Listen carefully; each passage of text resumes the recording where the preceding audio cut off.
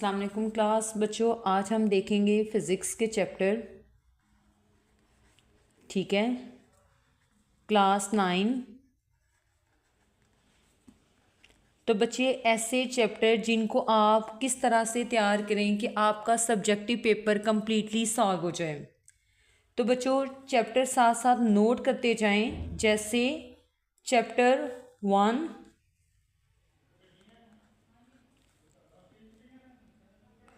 2, 4 और 6। बच्चे इन चारों चैप्टर को आपने 3 तरीके से तैयार करना है। एज लाइक आपने इनके MCQs भी करने हैं, दूसरा आपने इनके शॉर्ट क्वेश्चन, ठीक है, और लास्ट आ जाता है कि आपने इन चारों चैप्टर के लॉन्ग क्वेश्चन भी करने हैं। लॉन्ग क्वेश्चन हो चाहे थ्योरी वाले चाहे न्यूमेरिकल, तो आपने न्यूमेरिकल एग्जाम्पल में भी देखनी है, ठीक है, जो चैप्टर के अंदर होते हैं। तो चैप्टर 1, 2, 4, 6 इनको तीनों तरह से तैयार करने हैं। अब एक और चीज़ नोट करें बच्चों कि ऐसे चैप्टर जिसको सिर्फ और सिर्फ आपने लॉन्ग के लिए और जस्ट MCQs के लिए तैयार करने हैं, ठीक है। तो बच्चे वो चैप्टर हैं जैसे चैप्टर नंबर 3+5। इन चैप्टर को आपने जस्ट किसके लिए तैयार करना है? जस्ट MCQs के लिए, ठीक है, और दूसरा आपने जस्ट इनके क्या करने हैं? Long question. थर्ड नोट करें बच्चे, ऐसे चैप्टर जिनको आपने जस्ट शॉर्ट के लिए और MCQs के लिए तैयार करने हैं, उनके बेशक लॉन्ग क्वेश्चन ना करें। तो बच्चे चैप्टर नंबर 7+8 इनको आपने जस्ट 2 तरीके से तैयार करने हैं, जस्ट शॉर्ट के लिए और जस्ट MCQs के लिए। अब हम अपना पेपर पैटर्न देखते हैं कि क्या हमारा पेपर कंप्लीटली सॉल्व हो जाता है इसके अकॉर्डिंग। तो बच्चे जैसे क्वेश्चन नंबर 1 तो आपको पता है कि आपको MCQs आते हैं। क्वेश्चन नंबर 2 को देखें तो आपको 8 शॉर्ट क्वेश्चन आते हैं, जिसमें से आपने कितने सॉल्व करने होते हैं? 5।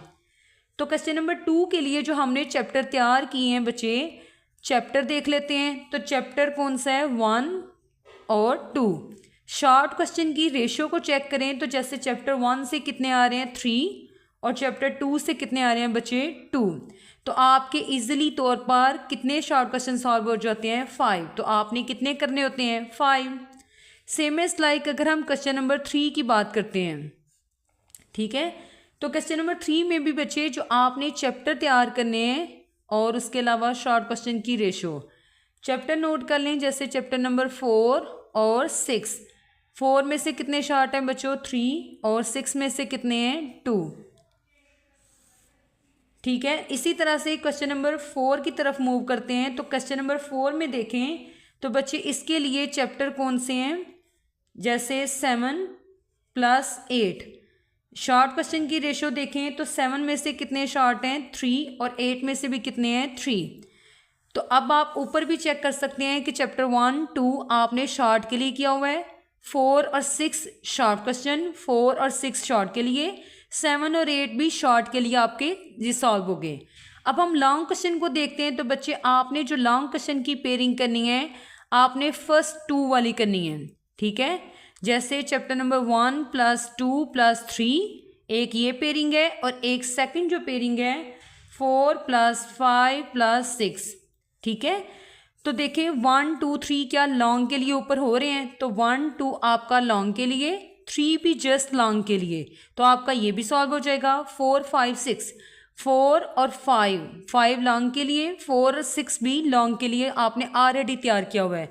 तो बच्चे अगर आप इसके अकॉर्डिंग तैयारी करते हैं तो आपका कंप्लीटली सब्जेक्टिव पेपर सॉल्व हो जाता है।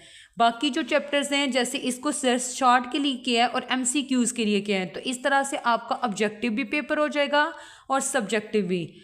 और ये भी एक चांस है कि आपको जो लॉन्ग थ्योरी वाले क्वेश्चन आए वो हो सकता है कि चैप्टर 2 से और चैप्टर 6 से ज़्यादा चांस हैं, और बाकी जो चैप्टर हैं इनमें से आपको न्यूमेरिकल आ सकते हैं। ओके बच्चों, अल्लाह हाफिज़।